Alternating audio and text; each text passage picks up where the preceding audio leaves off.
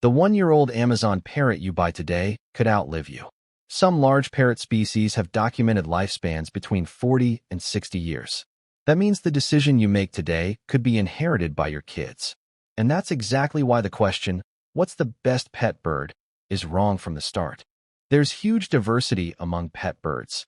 Cockatiels typically live between 15 and 20 years, budgies between 5 and 10 years, while African gray parrots or macaws can easily exceed 40 years.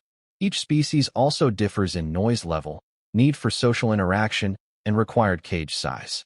Here's my personal opinion, and it's a direct challenge to how we typically choose pets. People pick a bird based on looks or cute social media clips, not based on the length of commitment involved. Studies in pet care suggest that a significant proportion of large parrots pass through more than one home during their lifetime, often because of difficulties the first owner didn't anticipate: daily loud noise, a need for constant mental stimulation that's almost comparable to raising a young child, and sometimes aggressive behavior during sexual maturity. In other words, the prettiest bird isn't necessarily the most suitable one. The real question you should ask before buying a bird isn't, which type is cutest, but am I ready to commit to a creature that might live with me for 20 or 40 years and demand hours of daily interaction?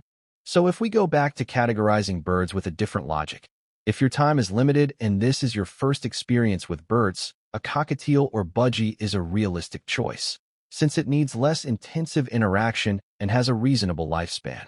If you have long daily hours available and the capacity to commit for decades, species like the African gray can work, but only with full awareness of their high intelligence, which means they need constant mental stimulation almost comparable to the needs of a 5-year-old child. So the best pet bird isn't the one that looks cutest on video. It's the one that matches your schedule and your current stage of life. Question for you. If you've ever considered getting a pet bird, what was the first thing that held you back or made you hesitate?